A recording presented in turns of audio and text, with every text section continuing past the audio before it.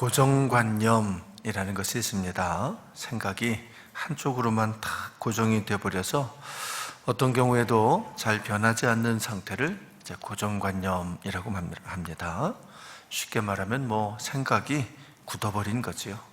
생각에서 변화가 잘 일어나지를 않는 겁니다. 여러분, 안 됩니다. 이 고정관념은 참 위험한 겁니다. 우리의 관념, 우리의 생각은 살아있어야 됩니다. 여러분, 살아있다는 것은 활동한다는 것, 움직인다라는 것입니다. 움직이지 않는 생각은 죽은 생각입니다. 생각이 죽으면 결국은 그 인생도 죽을 수밖에 없는 것입니다. 이스라엘 사람들은 이 고정관념이 참 많은 사람들입니다. 그 생각이 너무 경직되어 있고 굳어 있어서 하여튼 그 생각이 좀처럼 변하지 않는 사람들, 그들이 이스라엘 사람들입니다. 사실은 그래서 아직까지도 예수님을 받아들이지 않는 거지요. 아니, 예수님이 태어나신 그 나라 사람들인데 메시아에 대해서 가장 많이 들어서 아는 사람들이 그들인데 정작 그들은 메시아를 받아들이지 않는 것입니다. 왜 그럴까요? 고정관념 때문입니다. 메시아에 대한 생각이 딱 고정이 되어 있어서 자기 생각하고 다른 메시아는 받아들일 수가 없는 거지요. 그런데 더 큰 문제는요, 그렇게 생각하는 사람들일수록 자신이 신앙생활을 아주 잘하고 있다고 생각을 한다는 것입니다. 그러니까 이 고정관념을 믿음으로 착각하는 거지요. 여러분, 믿음은 하나님을 믿는 것입니다. 살아계신 하나님의 말씀, 하나님의 약속을 믿는 것입니다. 그러나 이 고정관념에 사로잡힌 사람들은요, 사실은 자기 신념을 믿는 겁니다. 자기 생각을 하나님의 생각이라고 믿는 거지요. 정말 위험하고 교만한 것입니다. 여러분, 이사야 선지자는 이렇게 말씀했습니다. 여호와의 말씀에 내 생각은 너희 생각과 다르며 내 길은 너희 길과 달라서 하늘이 땅보다 높음같이 내 길은 너희 길보다 높으며 내 생각은 너희 생각보다 높으니라. 하나님의 생각과 우리의 생각은 하늘과 땅이 다른 것처럼 다르다는 말씀입니다. 여러분, 하늘과 땅은 결코 만날 수가 없습니다. 그처럼 우리의 생각과 하나님의 생각은 절대로 같아질 수가 없는 것이지요. 따라서 자기 생각을 버리지 않는 사람은 절대로 하나님의 뜻에 순종할 수가 없는 겁니다. 사실은 그게 진정한 믿음입니다. 하나님을 믿는 것이지요. 하나님을 믿으니까 내 생각은 내려놓고 오직 하나님의 말씀만을 믿는 것, 그것이 진정한 믿음입니다. 그래서 예수님은 이렇게 말씀하셨습니다. 누구든지 나를 따라오려거든 자기를 부인하고 자기 십자가를 지고 나를 따를 것이니라. 누구든지, 어떤 사람이든지, 아무리 잘난 사람, 아무리 대단한 사람, 아무리 많이 아는 사람이더라도 예수님을 따르려면 먼저 자기부터 부인하라는 말씀입니다. 자기 자신을 우리 하나님 앞에서 아무것도 아니라고 인정하라는 거지요. 나아가 자기 십자가를 지라고 말씀하십니다. 여러분, 십자가를 진다는 것은 죽는다는 것입니다. 내가 죽어야만, 나의 자아, 나의 생각, 나의 고집이 죽어야만 주님을 제대로 따라갈 수가 있다는 뜻이지요. 정말 안타까운 것은 우리 성도들 중에도 자기를 부인하지 않는 사람들이 많이 있다는 것입니다. 특히 스스로 자기가 신앙생활을 잘하고 있다고 생각하는 사람들 중에 그런 사람들이 더욱 많다는 것입니다. 여러분, 안 됩니다. 이 고정관념에 사로잡혀 있으면 절대로 주님을 따라가실 수가 없습니다. 지난 시간에 스데반이 아브라함을 비롯해서 이 족장들에 대해서 설교하는 것을 잘 살펴봤습니다. 여러분, 스데반은 유대인들이 자신들의 조상이라고 생각하는 아브라함이 사실은 메소포타미아에서 부름을 받았다라는 것을 지적했습니다. 뿐만 아니라 그 위대한 요셉은 애굽에서 하나님의 인도하심을 받았고, 이스라엘이라는 이름을 가진 야곱도 애굽에 가서 살았다라는 것을 지적했습니다. 유대인들은 이 가나안 땅만이 약속의 땅이라고 생각하고 있지만, 그 고정관념에 사로잡혀서 하나님은 오직 이 땅 이스라엘에만, 가나안 땅에만 계시는 분이라고 생각하고 있지만, 정작 하나님께서 아브라함에게 나타나셨던 곳은 이방 땅 메소포타미아였다는 거지요. 또한 애굽에서 요셉과 함께 하셨고, 바로 그 애굽에서 이스라엘 백성들을 하나의 민족으로 키워내셨다는 것입니다. 결국 스데반은 하나님의 약속은 이스라엘 이 가나안 땅에서가 아니라 이방 땅 애굽 땅에서 이루어지셨다라고 하는 것을 이야기하는 거지요. 연이어 스데반은 모세에 대해서 설교하기 시작합니다. 여러분, 우리 모세에 대해서 그가 많이 살펴봤기 때문에 조금 이렇게 좀 건너뛰는 부분들이 있을 텐데, 혹시 잘 이해가 안 되시는 분들은 출애굽기를 집에 가서 한번 좀 읽어보시길 바랍니다. 오늘 다 할 수가 없어서 이렇게 좀 생략하는 부분들이 있는데, 그건 여러분들이 좀 감안해서 잘 새겨 들으시길 바랍니다. 이 모세가 태어난 때는 이스라엘 백성들이 애굽에 들어간 지 한 350년 정도 지났을 때입니다. 모세 이전까지는 요셉을 잘 아는 파라오들, 바로들이 왕위를 잇고 있어서 이 이스라엘 민족들이, 히브리 족속들이 비교적 안전하게 그곳에서 살 수 있었지요. 하지만 모세가 태어났을 때는 그 왕조가 새롭게 바뀐 이후입니다. 성경은 그 시기를 요셉을 알지 못하는 새 임금이 왕위에 오른 시기라고 말을 합니다. 정말 요셉을 몰라서 이렇게 얘기하는 것이 아니고, 요셉과 상관없는 새로운 왕조가 이집트에 등장했다, 이집트 왕권을 차지했다, 그런 얘기입니다. 역사학자들은 그때 그 이집트의 파라오 이름이 투투모세라고 합니다. 여러분, 투투모세. 이집트에는 이 투투모세라는 이름을 가진 황제들이 꽤 많이 있는데, 이 모세가 태어났을 때 황제 이름이 투투모세 1세입니다. 이 투투모세 1세는 원래 4명의 자식이 있었지만 다 죽었대요. 다 죽고 딸만 하나 살아남았는데, 그 딸의 이름이 하셉수투입니다. 그리고 이 하셉수투가 누구냐면 모세를 양자로 잇들이는, 여러분 다 아시죠? 모세를 양자로 드리는 애굽의 공주, 그게 바로 그 여인의 이름이 하셉수투입니다. 자, 그런데 아무튼 그 시기에 애굽에 살던 이 히브리 민족이 성경에 보니까 급속하게 숫자가 불어났다 그랬습니다. 막 인구가 이제 늘어나게 된 건데, 그런데 성경은 그 이유를 하나님이 약속하신 때가 가까워졌기 때문이다 라고 합니다. 자, 우리 17절, 사도행전 7장 17절 말씀을 함께 읽습니다. 시작. 하나님이 아브라함에게 약속하신 때가 가까우매 이스라엘 백성이 애굽에서 번성하여 많아졌더니, 때가 가까우니까 번성해서 많아졌다. 여러분, 중요한 말씀입니다. 이스라엘 백성이 번성하는 이유는 우연이 아니라는 거지요. 여러분, 우리 하나님의 자녀들에게는 우연은 없습니다. 오직 하나님의 섭리가 있을 뿐입니다. 하지만 하나님의 뜻이 이루어지는 곳에는 언제나 마귀의 역사도 함께 있습니다. 그걸 잘 아셔야 돼요, 여러분. 마귀는 하나님의 약속이, 하나님의 뜻이 이루어지는 것을 너무 싫어합니다. 그래서 항상 먼저 와서 회방하고 방해를 하기 때문입니다.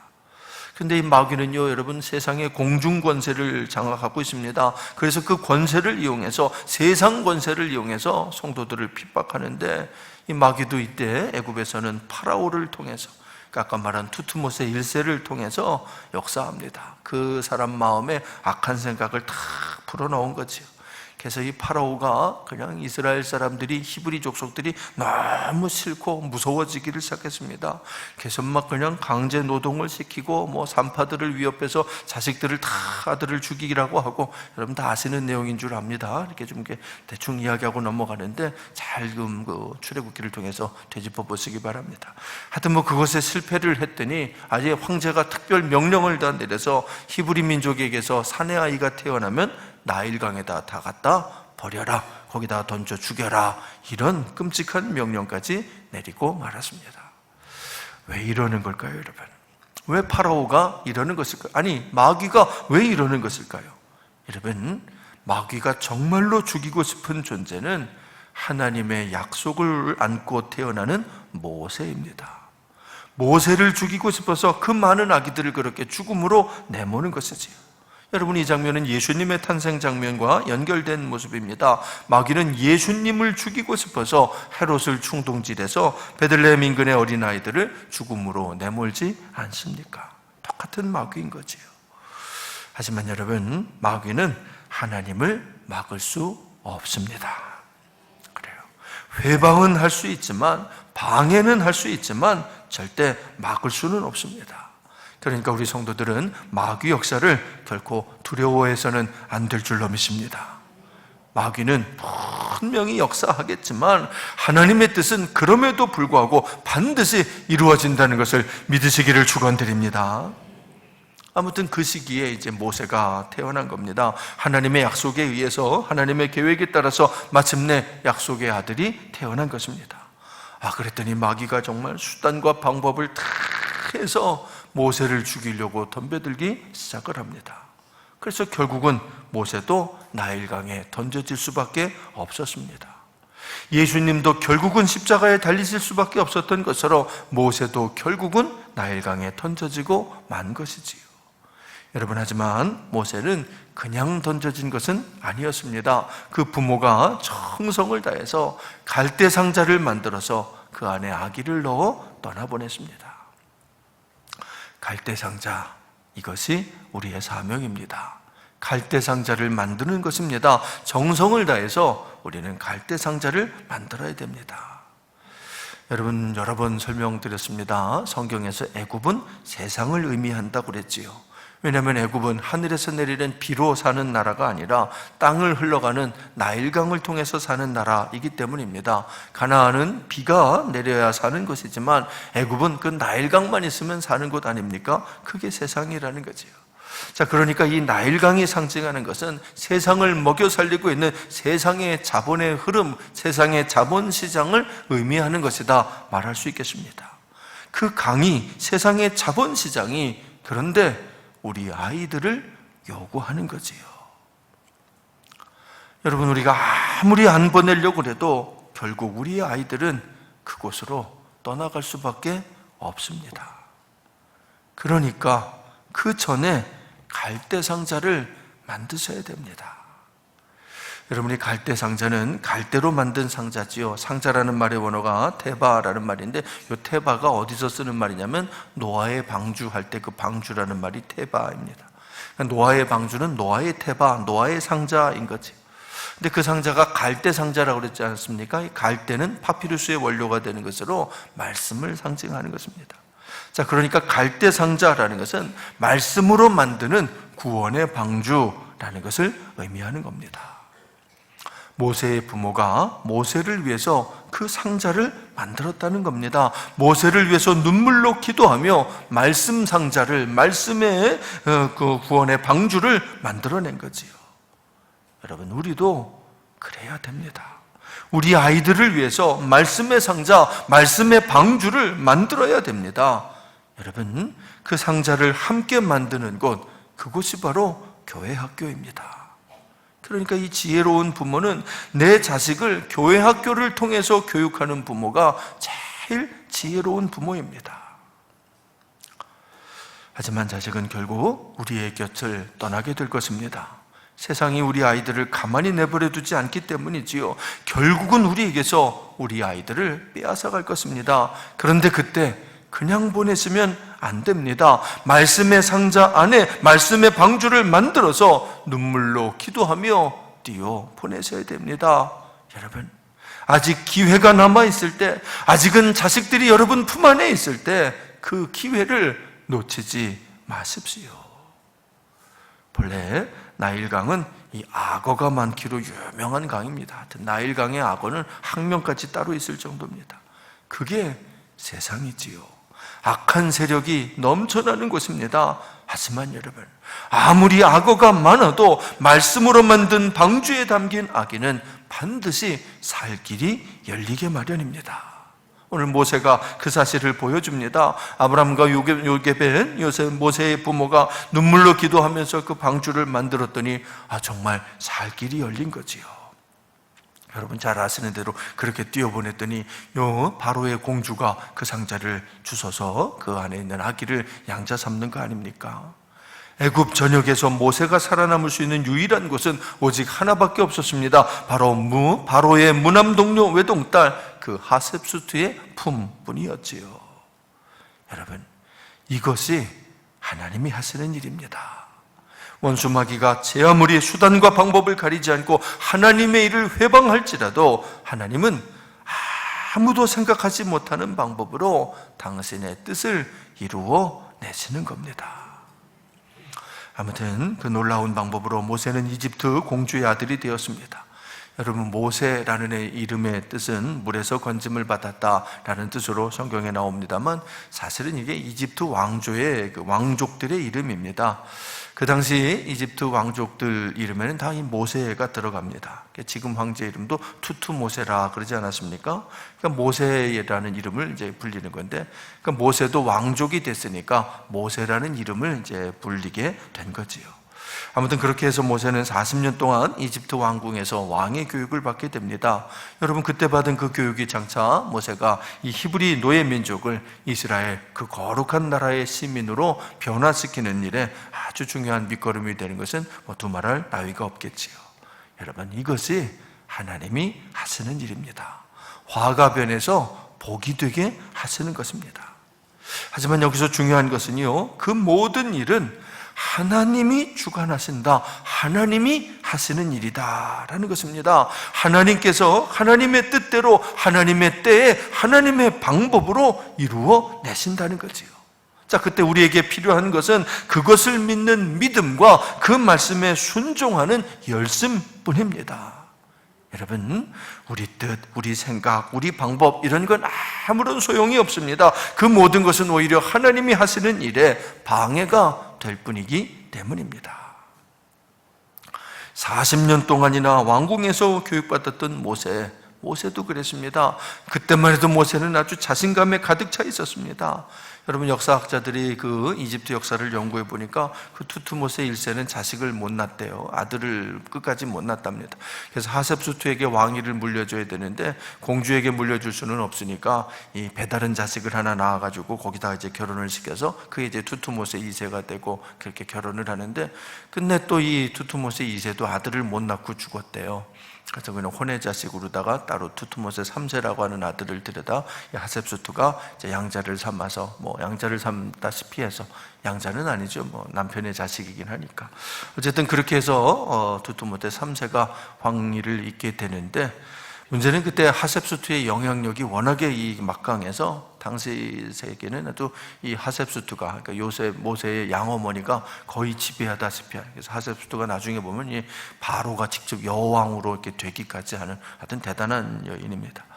하여튼 모세가 히브리 민족들에게 다 이제 그 구원해내려고 편들 때가 바로 이 양어머니 하셉수트가 막 그렇게 위세를 떨치던 막강하던 시기였지요. 자, 그러니 그때 모세는 아마 속으로, 야, 우리 어머니가 저렇게 대단하니까 나도 잘하면 파라오가 될 수 있겠다, 아마 그런 생각을 했을 것입니다. 내가 권세를 주면 우리 민족들을 내가 잘해줘야지, 우리 민족들이 이 에집트의 중심에 들어오게 해야지, 이런 큰 꿈을 그리고 있었을지도 모르겠습니다. 아마도 모세는 그것이 하나님의 뜻이라고 생각했을 것입니다. 하나님이 그 일을 하라고 자신을 이 왕궁에 보내셨다라고 생각했을지도 모르겠습니다. 하지만 여러분, 그것은 어디까지나 모세만의 생각이었을 뿐이지요. 우리 25절 말씀을 같이 읽어봅니다. 25절 시작. 그는 그의 형제들이 하나님께서 자기의 손을 통하여 구원해 주시는 것을 깨달으리라고 생각하였으나 그들이 깨닫지 못하였더라. 그들 이스라엘 백성들은 하나님이 모세와 함께 하신다는 것을 좀 깨달았으면 좋겠는데 그걸 깨닫지 못했다는 거지요. 모세는 그들을 위해서 애굽 사람을 때려 죽이기까지 했지만 이스라엘 사람들은 오히려 그 일로 모세를 협박하기까지 했습니다. 결국 모세는 이집트를 떠나 미디안 광야로 도망칠 수밖에 없었지요. 그때는 여러분 이 어머니 하셉투스가 이 투투못의 3세하고 막 권력 다툼을 하다가 밀려났을 때입니다. 막 그런 상황에서 살인까지 저지르고 말았으니까 그대로 있다가는 이 모세가 비참하게 죽임을 당할 수도 있는 그런 상황이었던 거죠. 아무튼 그래서 이제 미디안 광야로 도망을 가고 다시 40년이 흘렀습니다. 여러분 40, 우리 지난 시간에도 살펴봤지만 세상의 수라고 그랬죠. 세상에서 당하는 우리 고난에 꽉 찬 수입니다. 모세 인생은 그 40년이 3번 연결된 인생입니다. 40년씩 3번을 사는데, 처음 40년은 애굽의 왕국에서 왕자의 교육을 받는 40년이지요. 자기 자신을 세워가는 기간입니다. 자신을 만들어가는 기간이지요. 하지만 여러분, 그렇게 스스로 만들어낸 자기 자신은 하나님이 원하시는 모습이 될 수가 없습니다. 세상의 교육을 가지고는 하나님이 원하는 사람이 될 수 없다는 거지요. 그건 그저 애벌레를 만들어내는 것일 뿐입니다. 여러분, 인생은 애벌레로 살 수도 있고 나비로 살 수도 있다. 몇 번 말씀을 드렸습니다. 애벌레와 나비는 똑같은 존재인 것 같지만 사실은 먹는 것도 다르고 사는 것도 다르고 하는 일도 다른 존재입니다. 애벌레는 나뭇잎을 갉아먹고 나무를 죽게 만드는 존재지만 나비는 그 나무의 꽃에서 꿀을 먹고 그 꽃을 수정시켜서 열매를 맺게 하는 존재입니다. 여러분, 변화되지 않은 인생, 곧 애벌레 같은 인생은 세상을 병들게 만듭니다.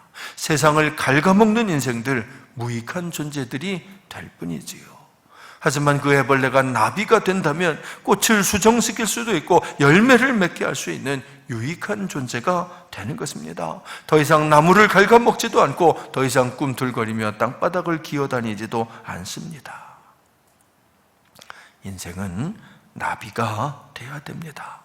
변화되어야 됩니다. 애벌레로 태어난 우리는 애벌레에서 나비로 거듭나야 되는 것입니다. 그런데 그러기 위해서는 자기 스스로 몸에서 씨를 뽑아내고 꿈틀거리던 몸을 꽉 붙들어 매고 고치가 되는 과정을 반드시 겪어야만 하는 거지요. 여러분, 그게 광야입니다. 모세의 광야, 모세가 꼼짝할 수 없는 것입니다. 모세는 그 광야에서 40년을 더 살며 새로운 사람으로 새롭게 변화되었습니다. 놀라운 것은 그러자 하나님께서 모세를 찾아오셨다는 거지요. 떨기나무 불꽃 가운데 변화된 모세를 찾아오신 겁니다. 애벌레의 삶을 버린 모세를, 철저하게 자기를 부인한 모세를 이제 하나님이 찾아오신 겁니다. 근데 하나님은 떨기나무 불꽃 가운데 오십니다. 떨기나무는 모세를 상징하는 나무입니다. 아무 쓸모없이 말라버린 가시나무지요. 더 이상 누구도 원치 않는 늙고 연약한 모세의 모습인 것입니다. 여러분, 그런데 그 나무에 거룩한 불이 붙었습니다. 하나님의 불이 붙은 것이지요. 이것이 바로 세상의 빛입니다. 우리 예수님께서 우리에게 명령하신 너희는 세상의 빛이라 말씀하신 그 빛이 바로 모세의 떨기나무, 그 나무에 붙어있는 영원한 불꽃인 것입니다. 그 불꽃 가운데서 우리 하나님의 음성이 들려옵니다. 우리 33절, 34절 두 절을 말씀 읽어봅니다. 33, 34 시작. 주께서 이르시되 내 발에 신을 벗으라. 네가 서 있는 곳은 거룩한 땅이니라. 내 백성이 애굽에서 괴로움 받음을 내가 확실히 보고 그 탄식하는 소리를 듣고 그들을 구원하려고 내려왔노니 이제 내가 너를 애굽으로 보내리라 하시니라. 하나님이 모세를 애굽에 보내신다는 말씀인데, 중요한 건 네가 서 있는 곳은 거룩한 땅이니라 라는 바로 이 말씀입니다. 여러분, 거룩한 땅이라고 말씀하시는데, 모세가 서 있는 그곳이 거룩한 땅이라고 말씀하시는데 사실은 그곳이 어디입니까? 여러분, 그곳은 약속의 땅이 아니었습니다. 그곳은 젖과 꿀이 흐르는 땅도 아니었습니다. 그곳은 예루살렘도 아니었고 거룩한 성전이 세워진 곳도 아니었습니다. 그런데 어떻게 그곳이 거룩한 땅이 될 수 있을까요? 그곳은 모세가 하나님을 만난 땅이니까, 모세가 그곳에서 신을 벗은 땅이니까, 모세가 마침내 자기를 부인하고 자기 십자가를 지게 된 땅이니까 그곳이 거룩한 땅이 되는 것입니다. 사랑하는 성도 여러분, 하나님은 살아계십니다. 시퍼렇게 살아계십니다. 우리가 믿는 하나님은 지금 이 순간에도 분명하게 살아계시는 생명의 하나님이신 줄로 믿습니다.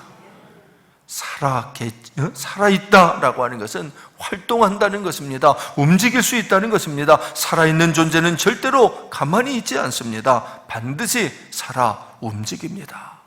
우리 하나님도 살아계시는 분이시기 때문에 절대로 가만히 계시는 분이 아닙니다. 때마다 일마다 매일매일 매 순간순간 말씀하시고 역사하시는 분이신 줄로 믿습니다. 스데반이 법정에서 마주하고 있는 이 유대인들은 그것을 모르는 사람들이었습니다. 하나님이 살아계신다는 것을, 하나님이 지금 이 순간에도 말씀하고 역사하신다는 것을 모르는 사람들이었던 거지요. 여러분, 그들이 아는 하나님만 믿었습니다.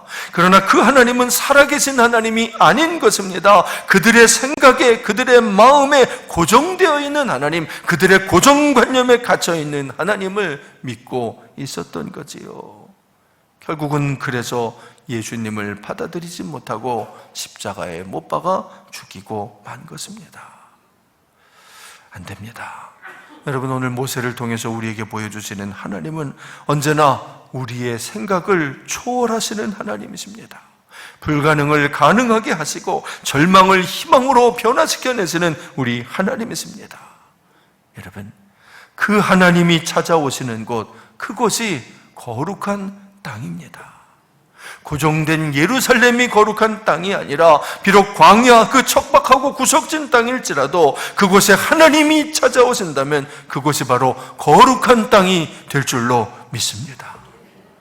그 하나님이 찾아오시는 마음, 그 마음이 거룩한 마음입니다. 고정관념에 꽉 사로잡혀 있는 변질 변화되지 않는 마음이 아니라 살아계신 하나님께 살아서 순종하는 마음, 그 마음이 거룩한 마음이라는 거지요. 누구든지 나를 따라오려거든 자기를 부인하고 자기 십자가를 지고 나를 따를 것이니라. 자기를 부인하는 사람, 그래서 자기 십자가를 지는 사람, 그가 주님을 따르는 곳, 그곳이 바로 거룩한 땅입니다.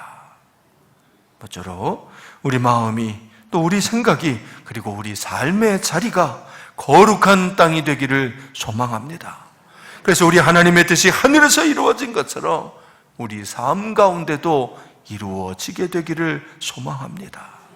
그래서 우리가 사는 이 자리가 진정 거룩한 땅이 되기를 주님의 이름으로 축원드립니다.